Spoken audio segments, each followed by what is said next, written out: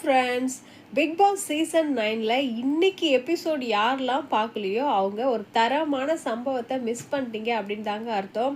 இந்த 26 நாளுமே பார்த்தீங்கன்னா பிக் பாஸ் வீட்டில் நடந்த நிகழ்ச்சிகளை பார்த்து பொதுமக்கள் ரொம்பவே கொதிப்படைஞ்சிருந்தாங்க அப்படின்னு சொல்லியிருந்தோம். இது வரைக்கும் இத்தனை சீசனில் இல்லாத அளவுக்கு பார்த்தீங்கன்னாக்கா சோஷியல் மீடியாவில் பிக் பாஸ் சீசன் 9 பார்த்தீங்கன்னா அவ்வளோ வறுத்து எடுத்திருப்பாங்க. இதனால் பார்த்தீங்கன்னா விஜய் சேதுபதி அவர்களே பார்த்தீங்கன்னா இந்த ஷோவை விட்டுட்டு போக போகிறாரு அப்படின்ற பேசுகிறாப்புலலாம் பேசிட்டு இருந்தாங்க. இந்த ஷோ ரொம்ப எல்லை மீறி போகுது அப்படின்னு சொல்லிட்டு பிக் பாஸே முடிவு பண்ணி இந்த வாரம் பார்த்தீங்கன்னாக்கா வினோத்தை ஆரம்பித்து கனி திரு அவங்க வரைக்குமே பார்த்தீங்கன்னா எல்லாரையும் ரோஸ்ட் பண்ணி எடுத்துட்டாரு. அதில் நான் போன வீடியோலேயே சொல்லியிருந்தேன், இந்த வாரம் பார்த்தீங்கன்னா பெருசாக கண்டென்ட் எதுவும் இல்லை, அதனால வினோத்தையும் வாட்டர் மெலனையும் வச்சு செஞ்சுருவாங்க அப்படின்னு சொல்லிட்டு அதே மாதிரி கானா வினோத்தை தான் முதல்ல ஸ்டார்ட் பண்ணுவார். அதுக்கப்புறம் ஒரு 10 நிமிஷம் பார்த்தீங்கன்னாக்கா கானா வினோத் கிட்ட பேசிட்டு வாட்டர் மெலான் கிட்ட போவார். வாட்டர் மெலான் பேசின எல்லா பேச்சுக்கும் பார்த்தீங்கன்னா இதுக்கப்புறம் ஒரு வாயை திறப்பாரா அப்படின்றதே ஒரு சந்தேகமான விஷயம் தாங்க. இதையும் மீறி ஒரு வாயை திறந்தாரு அப்படின்னாக்கா அவர் விஜய் சேதுபதி சொன்னாப்புல அவருக்கு மூளையே இல்லை. அவர் என்ன சொல்லி திட்டுறதுன்னு கூட எனக்கு தெரியலைங்க. ஏன்னா அவர் வார்த்தைகள் அவ்வளோ விட்டுருக்காரு. தகுதி, தராதரம், எச்ச சோறு இந்த மாதிரிலாம் யாருன்னா ஒரு நேஷனல் மீடியாவில் பேசுவாங்களா? அதை அவர் பேசிட்டு அது அவர் மேலே நியாயம் இருக்குது அப்படின்னு சொல்லிட்டு பிக் பாஸ் கிட்டேயே மக்கள் பார்க்குறாங்க அப்படின்னு சொல்லிட்டு சுற்றுனேன். அவர் பார்த்தீங்கன்னாக்கா கட் அண்ட் ரைட்டாக பேசினாரு. நீங்கள் பேசுனது தப்பு தான் அப்படின்னு சொல்லிட்டு தகுதி தராதரத்தை பற்றி பேசுறதுக்கு உங்களுக்கு என்ன தகுதி இருக்குது? நீங்கள் இந்த கேம் ஷோவில் என்ன பண்ணீங்க? நீங்கள் போய் கனிக்கிட்ட கேட்டிங்களே அதுதான் உங்களோட தகுதியா அப்படின்னு சொல்லிட்டு கேட்பாரு. அவர் வாட்டர் மெலான் கனிக்கிட்ட போய் எஃப்ஜே நீ கட்டி பிடிக்கிறிய அது கூட எனக்கு முகம் சொல்லிக்கிறாப்புல இருக்குது அப்படின்றாப்புல பேசுவார். அதுக்கு பார்த்தீங்கன்னா பிக் பாஸ் வீட்டில் இருக்கிற எல்லாருமே ரொம்பவே கோவம் அடைஞ்சு பேசுவாங்க. அதே மாதிரி அந்த விஷயத்துக்காக கனியுமே கூப்பிட்டு பிக் பாஸ் திட்டுவார். இதே விஷயத்தை நிறைய பேர் சட்டை கழட்டி போட்டுட்டு இருக்கும்போது நீங்கள் அந்த கேள்வியை கேட்கவே இல்லையே, அது ஏன் வாட்டர் மெலான் இருக்கும்போது கேட்டீங்க அப்படின்றத கேள்வியும் கேட்டிருந்தாரு. அதுவும் ரொம்பவே கரெக்டு தாங்க. அதே மாதிரி பார்த்தீங்கன்னா வீட்டு தலை பண்ணதும் தப்பு தான். வீட்டு தலையாக இருந்துக்கிட்டு அவர் போய் வாட்டர் மெலான் பின்னாடி நின்று டான்ஸ் ஆடினதும் தப்பு தான். அதையுமே விஜய் சேதுபதி கேட்டிருப்பாரு. நீங்கள் இந்த 1 hour டிவி ஷோ பார்த்தீங்க அப்படின்னாக்கா உங்களுக்கு தெரியாது. 24/7 பார்க்குறவங்க எல்லாருக்குமே தெரியுங்க. ஏன்னா அவ்வளோ விஷயங்கள் பீப் போட்டு கட் பண்ணியிருப்பாங்க. இந்த பீப் பார்த்தீங்கன்னாக்கா இந்த 1 hour ஷோவில் எதுலையுமே நீங்கள் பார்த்துருக்க முடியாது.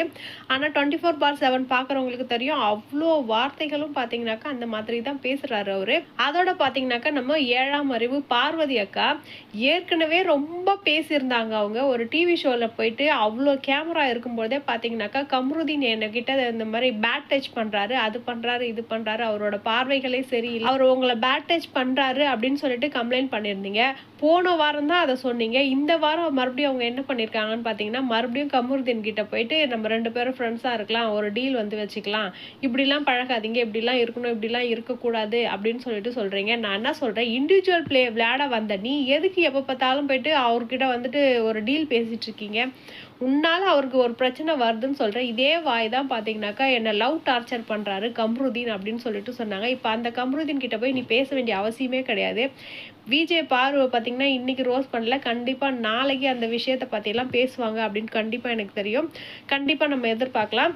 அதோட இன்னொரு விஷயம் பார்த்தீங்கன்னாக்கா நான் அரோராவும் துஷாரும் பார்த்தீங்கன்னாக்கா அந்த கேம்லேயே எந்த வேலையுமே செய்ய மாட்டாங்க. பிக் பாஸ் சீசன் 9க்கு அவங்க எதுக்கு வந்தாங்க அப்படின்றதே தெரியல. அப்படி இருந்தும் பார்த்தீங்கன்னாக்கா அரோராவை பார்த்தீங்கன்னாக்கா அவங்க எலிமினேட் பண்ண மாட்டாங்க. ஏன்னா அந்த பிக் பாஸ் சீசன் 9ஓட லவ் கண்டென்ட்டே பார்த்தீங்கன்னாக்கா அரோராவும் துஷாரும் தான்.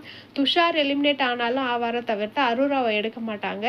ஏன்னா இப்போ துஷாரு, பார்வதி, கம்ருதீன் இவங்க 3 பேர் தான் பார்த்தீங்கன்னா அந்த ஷோக்கே ஒரு கண்டென்ட் கொடுத்துட்டு வராங்க. இப்போ புதுசாக வர வைல்ட் கார்டு என்ட்ரியில் பார்த்தீங்கன்னாக்கா மறுபடியும் ஆதிரை வராங்க அப்படின்னு சொல்கிறாங்க. அதுக்கப்புறம் வேணால் அரோராவுக்கு பிரச்சனைகள் எதனா வரலாம், வெளியேற்றலாம். அவங்க உள்ளே வர வரைக்கும் பார்த்தீங்கன்னா அரோராவை எலிமினேட் பண்ண மாட்டாங்க அப்படின்னு தாங்க எதிர்பார்க்கலாம். நாளைக்கு யாரை எலிமினேட் பண்ணுறாங்க அப்படின்னு சொல்லிட்டு உங்களோட ஐடியா என்ன இருக்குது அப்படின்னு சொல்லிட்டு சொல்லுங்கள். அது நடக்குதா இல்லையா அப்படின்றதும் பார்க்கலாம். இப்போது பிக் பாஸ் சீசன் 9ல விஜய் சேதுபதி சொன்ன எல்லா விஷயத்தையுமே கட் அண்ட் ரைட்டாக உள்ளே இருக்கிறவங்க அந்த கண்டஸ்டன்ட் வந்து ஃபாலோ பண்ணாங்க அப்படின்னாக்கா பிக் பாஸ் வந்துட்டு ஓரளவுக்கு பார்க்குறாப்புல போகும். மக்கள் ஏற்கனவே சோஷியல் மீடியா ஓப்பன் பண்ணி பார்த்தீங்கனாலே தெரியும், அவ்வளோ காது கொடுத்து கேட்க முடியாத அளவுக்கு அவ்வளோ திட்டுவாங்க. ஏன்னா உள்ளே இருக்கிறவங்க பேசுகிற பேச்சுகள் அந்த மாதிரிங்க. ஒரு ஷோவில் வந்துட்டு ஓரளவுக்கு அவங்களோட உணர்வுகளை வந்து அடக்கி வைக்க முடியாது, பேசுவாங்கன்னு தெரியும். ஆனால் இந்த அளவுக்கு பேசுவாங்களா அப்படின்றது வந்து கொஞ்சம் கஷ்டமான வேலை தான். ரம்யா வந்துட்டு நார்மலா நல்லபடியா தாங்க போயிட்டு இருந்தாங்க. ரம்யாவை பார்த்தீங்கன்னா விஜய் தான் வந்துட்டு ஏத்தி விடுவாரு.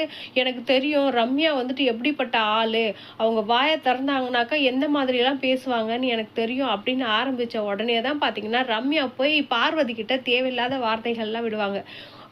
இவங்க அவ்வளோ பெரிய ஆளா இருக்கிறவங்க, இவங்க எல்லாமே ஒரு குரூப்ல வந்துட்டு இருக்கிறாங்க அப்படின்றது எல்லாருக்குமே தெரியும். இதுக்கு முன்னாடி ஆரம்பத்துல இருந்தே நீங்க அதிகமா வாய் பேசியிருந்தீங்க அப்படின்னா கூட பரவாயில்ல. அந்த விஜய் சொன்னதுக்கு அப்புறம் தான் பார்த்தீங்கன்னா ரம்யாவும் அதிகமா பேச ஆரம்பிச்சிருவாங்க. அது வந்துட்டு விஜய் சேதுபதி அவர்கள் கேட்பாரு. அவர் கேட்டது எல்லாமே ரொம்பவே கரெக்டான விஷயம் தாங்க.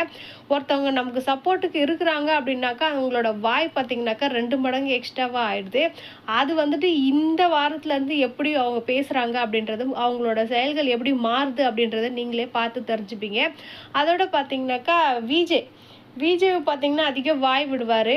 அமைதியா போற சபரி, கனி, திரு இவங்களெல்லாம் கூட கூப்பிட்டு இன்னைக்கு அவங்க இந்த கேங்கை வந்து உடைக்கணும் அப்படின்றதுக்காகவே இந்த ஷோல வந்துட்டு குறிப்பா கனி, திரு, சபரி, விஜய் இவங்க ரம்யா இவங்க எல்லாருமே பார்த்தீங்கன்னா ஒரு கேங் போல இருக்கிறாங்க. அதனால அந்த கேங்கை வந்து பிரிச்சு விடணும். இதனால தான் பார்த்தீங்கன்னாக்கா கனி, திருக்கு வந்துட்டு நாமினேஷன் ஃப்ரீ பாஸ் கிடைக்குது அப்படின்னு சொல்லிட்டு நிறைய கருத்துக்கள் வந்தது. அதனால அவங்களோட பாண்டிங்கை வந்து உடைச்சிட்டு பிக் பாஸ் சீசன் 9ல எல்லாருமே என்ஜாய் பண்ணி பார்க்குறாப்புல எடுத்துகிட்டு போகணும் அப்படின்னு சொல்லிட்டு ரொம்பவே ஸ்ட்ரிக்டாக விஜய் சேதுபதி அவர்கள் சில விஷயங்கள்லாம் பண்ணியிருந்தாங்க. அது வந்து கண்டிப்பாக வரவேற்கத்தக்கது தாங்க. நாளைக்கு யாரை எவிக்ட் பண்ணுவாங்க அப்படின்னு சொல்லிட்டு உங்களுக்கு தோணுதோ அதை மறக்காமல் எனக்கு கமெண்ட் பண்ணுங்கள்.